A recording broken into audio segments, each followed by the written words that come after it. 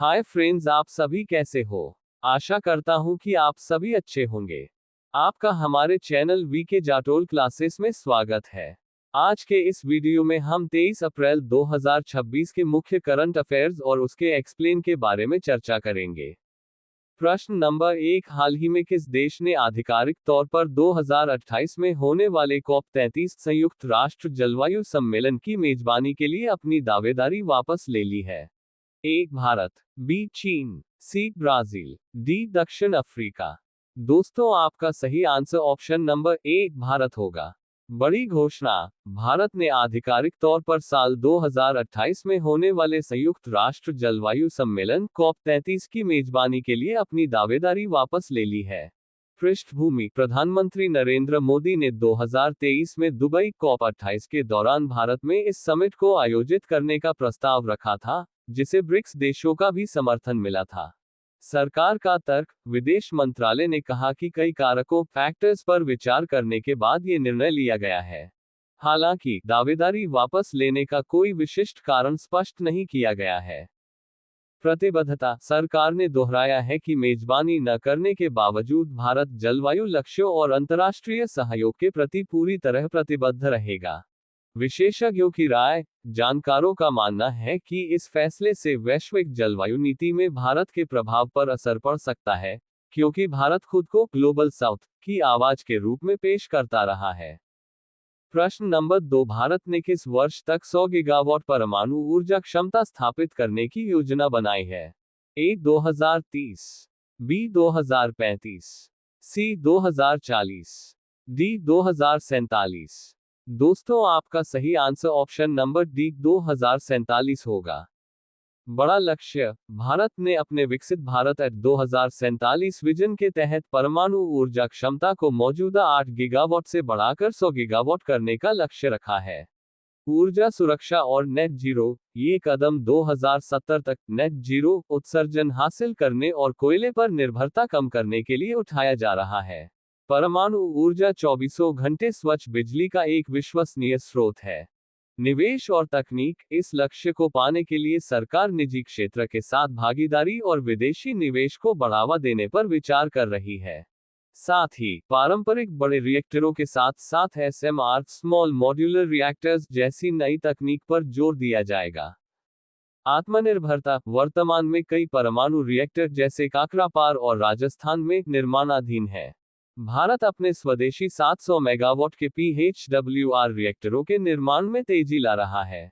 यदि भारत 100 गीगावाट का लक्ष्य हासिल कर लेता है, तो ये देश की कुल बिजली क्षमता का एक बड़ा हिस्सा होगा, जिससे ऊर्जा के क्षेत्र में भारत आत्मनिर्भर और प्रदूषण मुक्त बनेगा।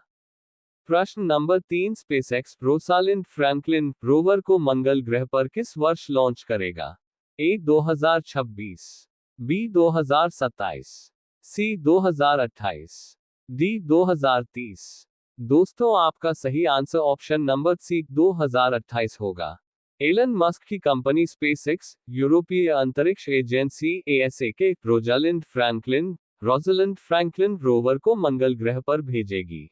कब होगा लॉन्च? इस मिशन को 2028 के अंत में फ्लोरिडा के कैनेडी स्पेस सेंटर से फॉल्कन हैवी रॉकेट के जरिए लॉन्च किया जाएगा।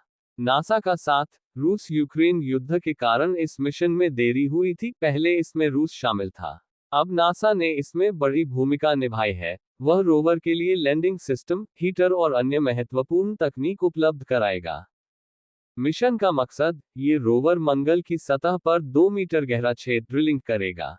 इसका मुख्य काम मंगल पर प्राचीन या वर्तमान जीवन के संकेतों की खोज करना है। खासियत, सतह के नीचे से नमूने लेने वाला यह अपनी तरह का पहला मिशन होगा, क्योंकि वहां के नमूने हानिकारक रेडिएशन से सुरक्षित हो सकते हैं। प्रश्न नंबर 4, अमेरिका ने अंतरिक्ष में परमाणु रिएक्टर स्थापित करने का लक्ष्य किस वर्ष तक रखा है? ए 2025, बी 2027, सी 2030, डी 2035। दोस्तों, आपका सही आंसर ऑप्शन नंबर सी 2030 होगा। लक्ष्य, अमेरिका ने अंतरिक्ष में अपनी पकड़ मजबूत करने के लिए 2028 तक अंतरिक्ष कक्षा ऑर्बिट में और 2030 तक चंद्रमा पर परमाणु रिएक्टर न्यूक्लियर रिएक्टर्स स्थापित करने की योजना बनाई है। मुख्य उद्देश्य, इस पहल का नाम national initiative for American space nuclear power है। इसका मकसद चंद्रमा और भविष्य में मंगल, मार्स जैसे मिशनों के लिए बिजली की निरंतर आपूर्ति करना है, जहां सौर ऊर्जा पर्याप्त नहीं होती। क्षमता, ये रिएक्टर कम से कम 20 किलोवाट बिजली पैदा करेंगे। ये चंद्रमा पर 5 साल और अंतरिक्ष की कक्षा में 3 साल तक काम करने के लिए डिजाइन किए जा रहे हैं। मंगल मिशन में मदद, परमाणु ऊर्जा से चलने वाले ये सिस्टम भविष्य में मंगल ग्रह की यात्रा के समय को भी कम कर सकते हैं। प्रतिस्पर्धा, ये कदम चीन के साथ बढ़ती अंतरिक्ष प्रतिस्पर्धा स्पेस रेस के बीच अमेरिका की बढ़त बनाए रखने के लिए उठाया गया है। सहयोग, नासा और अमेरिकी रक्षा विभाग मिलकर निजी कंपनियों की मदद से इन रिएक्टरों को विकसित करेंगे। प्रश्न number 5, Harvard south Asian association ने 2026 का पर्सन ऑफ द ईयर किसे नामित किया है? ए. आलिया भट्ट, बी. सयानी गुप्ता, सी. प्रियंका चोपड़ा, डी. दीपिका पादुकोण। दोस्तों, आपका सही आंसर ऑप्शन नंबर बी, सयानी गुप्ता होगा।